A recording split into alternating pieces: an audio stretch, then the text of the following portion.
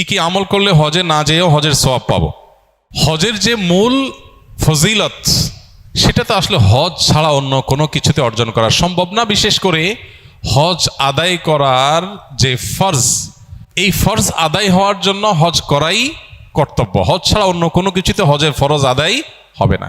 তবে নবী আলাইহিসসালামের কাছে গরিব এবং অভাবী সাহাবীরা বিভিন্ন সময় বিভিন্ন অনুযোগ নিয়ে আসতেন। ইয়া রাসূলুল্লাহ, ধনী সাহাবীরা তারা তো টাকা পয়সা আছে, দান সাদাকা, হজ, উমরা, নানান ইবাদতবন্দি করতে পারে টাকা দিয়ে, আমরা পারি না, আমাদেরকে কিছু আমল শিখাই দেন যাতে তাদের উপরে আমরা অগ্রসর হয়ে যেতে পারি তাদের চেয়ে। তো নবী আলাইহিসসালাম তাদেরকে দোয়া শিখিয়ে দিয়েছেন। দেখা গেল যে ধনীরা সে দোয়া বিভিন্নভাবে আপনার জেনে গেছেন এবং তারাও শুরু করে দিয়েছে। তো সাহাবীদের মধ্যে এগুলো নিয়ে কম্পিটিশন হতো। তো এই জন্য আমলের কম্পিটিশন তো আমাদের থাকা দরকার। তো এই সমস্ত মানুষগুলো যাদের হজ করার সুযোগ সামর্থ্য হয় না অর্থের অভাবে, হজ করার যে ফরজ বিধান সেটা আদায় না হলেও হজের সওয়াব অল্প স্বল্প সওয়াব না, এটা কিছু কিছু আমলের মধ্যে আল্লাহ তাআলা রেখেছেন। নবী আলাইহিসসালাম বিভিন্ন হাদিস আমাদেরকে বলেছেন। এর ভিতরে একটা হলো ইশরাক।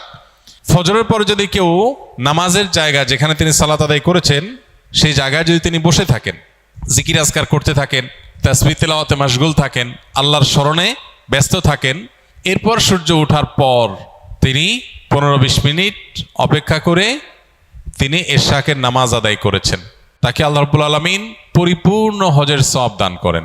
তাহলে একটা আমল পেলাম যে আমলের মাধ্যমে হজের সওয়াব লাভের একটা সুযোগ তৈরি হতে পারে। হয়তো প্রতিদিন আমরা করতে পারি না, আমাদের নানা রুটিনের ব্যস্ততা আছে, কিন্তু আমার মাঝে মধ্যে তো এই সুযোগটা আসে না। জুমার দিন অফিস আদালত স্কুল কলেজ ক্লাস থাকে না, তো আমি জুমার দিন যদি প্ল্যান করি যে বৃহস্পতিবার আগে শুয়ে যাব, শুক্রবার সকালে আমলটা করে আমি তারপরে ঘুমাবো, সম্ভব না ইনশাল্লাহ। দ্বিতীয়ত, ফজর নামাজের জন্য যদি কেউ মসজিদে যায়, ফজরের গুরুত্ব বুঝে কোনো পুরুষ মসজিদে ফজর নামাজ আদায় করবার জন্য গেল, গমন করলো, তাকে আল্লাহ রাব্বুল আলামিন এই যে কষ্ট উপেক্ষা করে, শীতের সময় শীতের কষ্ট, গরমের সময় ছোট রাত, এই ছোট রাতে ঘুম কোরবানি করে যথাসময় উঠে খুব এহতেমামের সাথে যথাসময়ে মসজিদে চলে গেল, এই ফজরের জন্য মসজিদে যাওয়ার এই স্যাক্রিফাইসটা যে করলো, আল্লাহ তাকেও হজের পরিমাণ সওয়াব দান করেন। ঠিক একইভাবে ওমরাতুন ফি রমাদান তা'দিলু হাজ্জাহ, নবী আলাইহিস সালাম বলেছেন রমজানে যদি কারোর ওমরা করার তৌফিক হয় সেটা একটা হজের সমান হয়। এই জন্য নিয়ত করি, চেষ্টা করি, আল্লাহ যদি কখনো তৌফিক দেয়, টাকা পয়সার ব্যবস্থা করে দেয় আল্লাহ, ইনশাআল্লাহ রমজানে ওমরা করব। আরেকটা আমল হলো যদি কেউ মসজিদে ইলম অর্জন করার উদ্দেশ্যে যায়, এই যে আপনারা এসছেন, আসার সময় যদি নিয়ত থাকে যে আমি কোনো দ্বীনি বিষয় শিখব, কোরআন হাদিস সম্পর্কে জানবো, কিছু মাসাইল সম্পর্কে অবগত হব, কোরআন বা হাদিসের দার্স থেকে আমি ইলম হাসিল করব, দ্বীন জানবো, ইলম হাসিলের উদ্দেশ্যে মসজিদে যায়, মসজিদে কোনো দ্বীনি প্রোগ্রাম হবে, গিয়েছে শুধু দ্বীন জানার জন্য, দ্বীনের ইলম হাসিলের জন্য, ইলম অর্জনের জন্য যদি কেউ মসজিদে যায়, তাকেও আল্লাহ তাআলা হজের সমান সওয়াব দান করেন। ঠিক একইভাবে কেউ হজ করার নিয়তে সাদেকাহ রেখেছে, পরিপূর্ণ নিয়ত রেখেছে এবং নিয়ত অনুযায়ী সে ইনিশিয়েটিভ নিয়ে ফেলেছে যে হজ করবে, ব্যবস্থা গ্রহণ করেছে, উদ্যোগ নিয়েছে, বাট কোনো কারণে সে করতে পারল না। তো নবী আলাইহিস সালাম বলেছেন মান হাম্মা বিহাসানাতিন ফালাম ইয়ামালহা, যে ব্যক্তি কোনো ভালো কাজ করবার পাক্কা নিয়ত করেছে কিন্তু করতে পারল না, কোনো কারণে করা হয়ে ওঠে নাই, কিন্তু তার নিয়ত ছিল পাক্কা, চেষ্টা উদ্যোগ সবই করেছে, অনেকে টাকা পয়সাও জমায়, শেষ পর্যন্ত হয়ে ওঠে নাই, কিন্তু এই যে তার পাক্কা নিয়ত ছিল, চেষ্টা ছিল, উদ্যোগও গ্রহণ করেছে, শুধু মুখোমুখি নিয়ত না, এরকম সিরিয়াসনেস থাকার কারণে, উদ্যোগ থাকার কারণে সে হজ যদি করতে নাও পারে, যে কোনো কাজের ক্ষেত্রে এটা প্রযোজ্য, সেটা যদি করতে নাও পারে আল্লাহ তাকে তার সমান সওয়াব দান করেন। আরেকটা আমল হলো, এটা একেবারে হাদিসে আলাদা স্পষ্ট বলা আছে, নবী করিম সাল্লাল্লাহু আলাইহি সাল্লাম বলেছেন মান জাহাজা, যে ব্যক্তি প্রস্তুত করে দিবে কোনো গাজিয়ান, আল্লাহর রাহের কোনো যোদ্ধাকে, কোনো মুজাহিদকে, আল্লাহর রাহে জিহাদের জন্য বের হবে, তার জন্য যা ব্যবস্থা দরকার সেটা ব্যবস্থা করে দিয়েছে, আও হাজ্জান, অথবা কোনো হজ যাত্রীর হজে যাওয়ার ব্যবস্থা করে দিয়েছে, আল্লাহ কাউকে আর্থিক সঙ্গতি দিয়েছে সে ব্যবস্থা করে দিয়েছে, অথবা কোনো রোজাদারকে ইফতার করিয়েছে, অথবা এই যে আল্লাহর রাহে জিহাদে গেল বা হজে গেল সেই মানুষগুলোর অগোচরে তাদের পরিবারের দেখভাল দেখাশোনা এটা করেছে। এই কাজটা আমরা অনেকেই করতে পারবো নাকি, যে হজে গেছে একজন, তার ফ্যামিলির লোকজনের যাতে অসুবিধা না হয় তাদের বলে রাখা যে কিছু হলে বলবেন, আমি খেদমত করতে রাজি আছি, চেষ্টা করলেন করার জন্য, এই কাজটা করা যায় না অনেক ক্ষেত্রে? আলহামদুলিল্লাহ এটা অনেকটা টাকার উপর নির্ভরশীল না সব সময়। এই কাজগুলো যারা করবে, হাদিসে আসছে নবী আলাইহিস সালাম বলেছেন তাদেরকে এই কাজগুলো করনেওয়ালারা করে যে সওয়াব পাবে, এই কাজগুলোর সহযোগিতায় নেমে সেই সওয়াব পাওয়া যাবে। তার মানে হজে যাওয়া ব্যক্তির ব্যবস্থা করে দিলে কিংবা তার পরিবারের দেখভালের দায়িত্ব নিলে এর মাধ্যমে আল্লাহ তাআলা হজের সওয়াব দিবেন ইনশাআল্লাহ। আল্লাহ আমাদের সবাইকে বাইতুল্লাহর হজ ছাড়া যেন মৃত্যু না দেয়। হজের ইবাদতের যে কি তৃপ্তি, কি স্বাদ, সেটা কোনো ভাষায় বর্ণনা করা যাবে না, কোনোভাবে বোঝানো সম্ভব না যে হজের ইবাদত কি তৃপ্তিময়। আল্লাহ যাকে তৌফিক দিয়েছে সে শুধু বলতে পারবে। জীবনের সব স্মৃতি মানুষ ভুলে গেলেও হজের স্মৃতি মানুষ বলতে পারে না, এটা তাড়া করে বেড়ায়। এটা মানুষকে পজিটিভ অর্থে তাড়া করে, অর্থাৎ সবসময় তাকে আবারও হজে যেতে উদ্বুদ্ধ করে। আরাফার ময়দান, মিনা এবং মুজদালিফার অবস্থানের ভিতরে নুরানি এবং অবর্ণনীয় অদৃশ্য এক সম্মোহনী শক্তি আছে, মানুষকে টানে। রুহানি একটা অবর্ণনীয় উন্নতি হয়ে থাকে। তা আল্লাহ আমাদের সবাইকে সেই হজটা জীবনে একবার হলেও করার তৌফিক দান করো। বহু মানুষ আছে জীবনে চিন্তাও করে না। আমি একসময় চিন্তাও করি নাই যে আমার জীবনে কোনো হজের তৌফিক হবে। আলহামদুলিল্লাহ, আল্লাহ এখন তৌফিক দিচ্ছেন অনবরত। তো আল্লাহ কখন কাকে তৌফিক দিবেন সেটা আল্লাহ ফয়সালা করেন। আমরা নিয়ত করব, চোখের পানি ফেলবো, দোয়া করব। হজ যাত্রীরা হজে যাচ্ছে, আমরা যেতে পারছি না, আমরা দোয়া করব, আল্লাহ আপনি হজে যাওয়ার ব্যবস্থা করে দেন, আজকে নয় আবার অন্য কোনো সময়।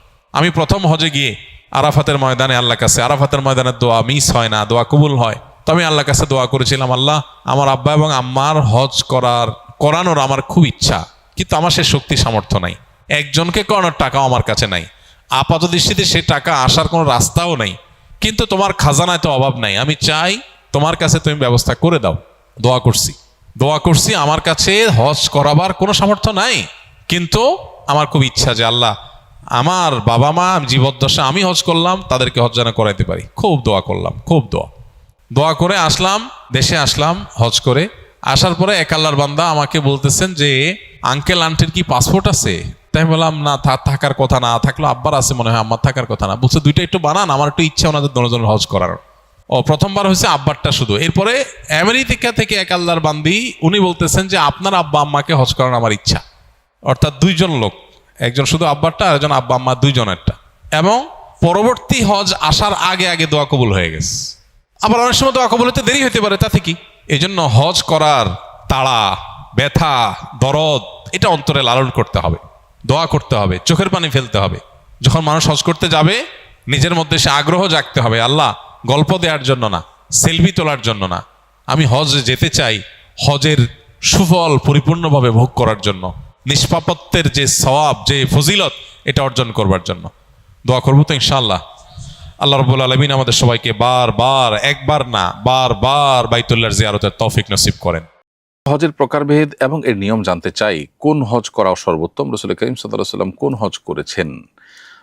প্রিয় দর্শকের উত্তর হলো যে নবী করিম সাল্লাল্লাহু আলাইহি ওয়াসাল্লাম নিজে হজে কিরান করেছেন, কিন্তু তিনি সাহাবায়ে কেরামকে তামাত্তু হজ করবার নির্দেশ করেছেন। তিনি তার কিরান করার কারণও বলেছেন যে তিনি তার সাথে হজের পরে যে দমস্যকর বা কোরবানির করার জন্য যে পশু সেটার সাথে নিয়ে এসেছিলেন, এবং ফলে মাসআলাগত কারণে তিনি কিরান করতে হচ্ছে, কিন্তু পরবর্তীতে করলে তিনি তামাত্তু করতেন এবং সাহাবাদেরকে তামাত্তু করতে বলেছেন, এই মর্মে বর্ণনা পাওয়া যায়।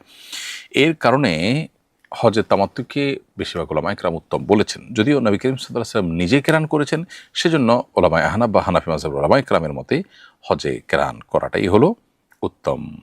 এক আলেমের কাছে শুনেছি আখিরি জামানায় হজ হবে ভ্রমণ ও চিত্ত বিনোদনের উদ্দেশ্যে। জানার বিষয় হলো এই সময়টা কি এখন চলছে, আর বিনোদনের উদ্দেশ্যে হজ বলতে ঠিক কী ধরনের আচরণ বা প্রবণতাকে বোঝানো হয়েছে? উত্তর হলো যে এই বিষয়ে তারিখে বাগদাদে একটি বর্ণনা পাওয়া যায় যে হজ একটা সময় আসবে যখন ধনীদের জন্য এটি একটি পর্যটনে ১৯টি শৌখিনতা থেকে যে সফর হয়ে থাকে সেইগুলোর অন্তর্ভুক্ত হবে, আর যারা সমাজের মধ্যম স্তরের মানুষ আছেন, মধ্যম আয়ের মানুষ আছেন, তারা এটাকে ব্যবসায় পরিণত করবেন, আর বড় বড় আলেম বা কারি যারা আছেন তারা এটাকে মানুষের কাছে দেখানোর বিষয়ে পরিণত করবেন। নাউজুবিল্লাহ, আল্লাহ আমাদেরকে হেফাজত করুন এরকম মনোবাসনা থেকে যেন হজের ইবাদতটি আমাদের দ্বারা সম্পন্ন না হয়। হাদিসটির যে সূত্র হাদিসটি বর্ণিত হয়েছে সেটি কিছুটা দুর্বল, হাদিসগণ এটিকে দুর্বল সূত্রে বর্ণিত হাদিস বলেছেন, কিন্তু এটি সত্য যে এই ধরনের নেগেটিভিটি আছে বা এই ধরনের নেতিবাচক দিক আছে আজকাল আমাদের হজের মধ্যে, বিধায় আমাদের সর্বোচ্চ সতর্ক থাকা দরকার এবং হজটা যেন আল্লাহর জন্য হয় সেটির ব্যাপারে সর্বোচ্চ খেয়াল রাখা দরকার। হজ ভঙ্গের কারণ কি দয়া করে জানাবেন, খুবই দরকারি একটা প্রশ্ন। এমন কিছু আছে কিনা যেটা এগুলো হজ ভেঙে যায়? উত্তর হলো দুইটা জিনিস আছে, যে দুইটা জিনিসের কারণে হজ টোটালি ভেঙে যাবে। নাম্বার এক, স্ত্রী সহবাস এহরামরত অবস্থায় যদি করে তাহলে হজ ভেঙে যাবে। এটা দুইটা অপশন আছে। একটা হলো যে আরাফায় অবস্থানের আগে এহরাম করার পর হজের যে এহরাম, হজ এবং ওমরার মধ্যবর্তী যে সময়টা আছে তামাত্তু হজকারের জন্য ওই সময় সবকিছু হালাল, সো ওইটা ভিন্ন বিষয়। কিন্তু হজের এহরামের পর থেকে আরাফাতের ময়দান অবস্থান এর মধ্যবর্তী সময় যদি হয় তাহলে সেক্ষেত্রে তার জন্য ওট দম হিসাবে দিতে হবে এবং এই হজ তাকে আবার করতে হবে। আবার যদি এর পরে হয়, আরাফাত অবস্থানের পরে হয়, ফরজ তওয়াফের আগে হয়, তাহলে সেক্ষেত্রে দম দিতে হবে এবং এই হজ আবার করতে হবে। আর আরেকটা কারণ হতে পারে হজ ভঙ্গের, সেটা হলো আরাফায় অবস্থান করলো না, কেউ আরাফায় অবস্থানই করলো না, তাহলে তার হজ হবে না, এই হজটাকে আবার করতে হবে।